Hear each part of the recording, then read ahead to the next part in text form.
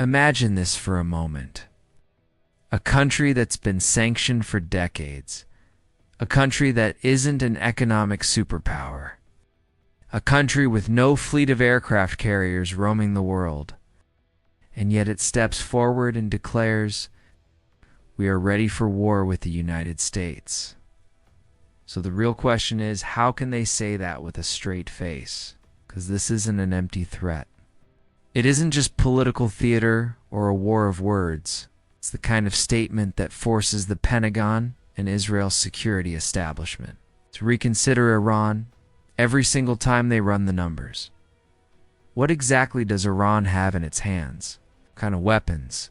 What level of capability?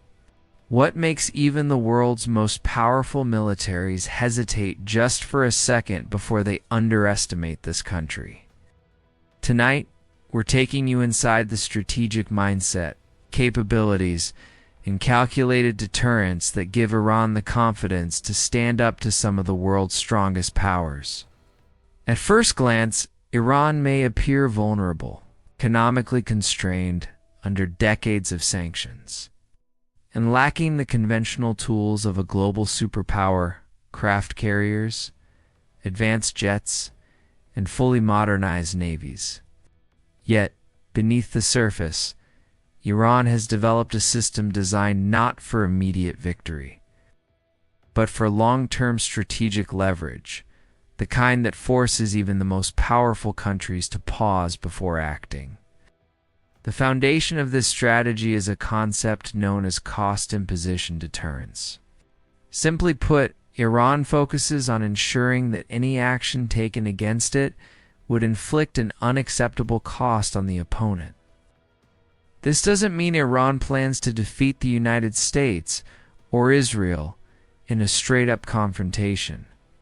It means Iran is smart enough to build capabilities that make war expensive, unpredictable and risky, compelling adversaries to reconsider before making a move.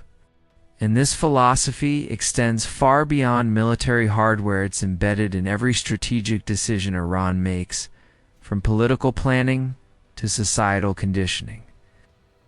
At the core of this approach is Iran's missile arsenal, one of the most diverse in the Middle East. From short-range tactical systems to medium and long-range missiles capable of reaching hundreds, even thousands of kilometers, Iran has developed a force designed to overwhelm defenses through quantity, clever deployment, and cost-effective design. Interceptor systems like the Iron Dome or Patriot can destroy some of these threats, but when dozens or hundreds are launched at once, even the most advanced defense networks are pushed to their limits.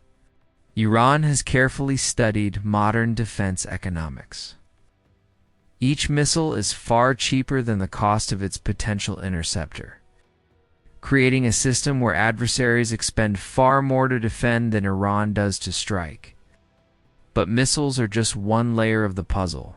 Iran has also invested heavily in drones, which are inexpensive, easy to operate, and effective for both surveillance and precision strikes.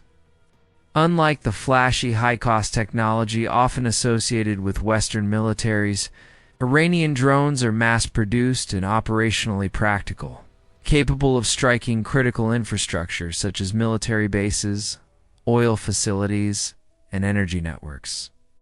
By combining drones with missile attacks, Iran creates a multi-layered offensive approach, forcing defenders to simultaneously contend with different threats. This combination amplifies the uncertainty and increases the political and economic cost of any response. And it's here that the first layer of deterrence becomes clear. Iran doesn't need to destroy an enemy outright. It simply needs to create doubt, risk, and complexity that shapes decision-making in the adversary's leadership. Yet Iran's strength doesn't stop at weaponry. A critical component of its strategy lies in regional influence and proxy networks. Iran's alliances span multiple countries, including Lebanon, Syria, Iraq, Yemen, and Gaza. These alliances act as both offensive pressure points and defensive buffers, creating a multi-front strategic web. For Israel, this means any confrontation could emerge from multiple directions simultaneously. For the United States, Iranian influence can threaten bases, supply lines, and regional stability, making military action politically and operationally more complicated. In short, Iran has built a networked approach to power projection, leveraging allies to extend its reach while minimizing direct exposure. Adding another layer, Iran has carefully developed a decentralized and resilient military structure. Weapons, forces, and command units are dispersed across multiple locations, including underground facilities, tunnels, and mobile platforms. This ensures survivability even in the event of precise attacks. It also means that any preemptive strike is unlikely to neutralize Iran's entire capability. Combine this with cyber warfare and electronic operations, and Iran has created a system capable of exerting pressure without ever firing a single conventional shot. Through these capabilities, Iran has made itself difficult to predict, difficult to neutralize, and highly consequential for anyone considering conflict. But beyond hardware and strategy, Iran's societal resilience is a major pillar of its deterrence. Decades of sanctions, economic hardship, and international pressure have conditioned Iranian society to endure difficulties and uncertainty. Unlike nations where casualties or economic disruption quickly provoke domestic backlash, Iran has built long-term strategic patience into both its military and social fabric. This ability to tolerate prolonged pressure is a strategic tool in itself. It forces opposing powers to carefully weigh every decision before acting, knowing that Iran can withstand short-term losses while continuing to impose long-term costs. When we examine all these elements together, missiles, drones, regional allies, cyber operations, decentralized forces, and societal resilience, it becomes clear why Iran dares to take positions that would seem audacious for many other nations. Its confidence is not a bluff or empty rhetoric. It is a calculated strategy built over decades. This approach ensures that any military confrontation is costly, it's uncertain, and strategically complex even against the United States and Israel. It is not about winning a conventional war. It is about making war prohibitively risky, shaping global decision-making, and deterring aggression through capability, patience, and strategic foresight. In the modern era, power is no longer measured solely by aircraft carriers or high-tech fighter jets. Power is increasingly measured by the ability to impose costs, to project influence, and to create uncertainty that forces adversaries to hesitate. Iran exemplifies this principle.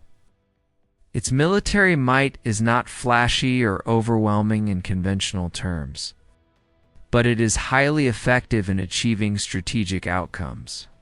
This is the essence of Iran's deterrence, doctrine ensuring that any potential aggressor understands the stakes, the risks, and the complexity involved in confronting it.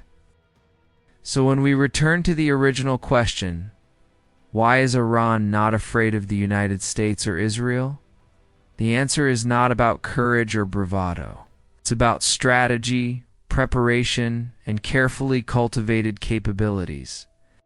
Iran has invested in the tools, the networks, and the mindset necessary to create consequences for any attempted aggression, ensuring that it remains a factor that must always be considered in regional and global planning.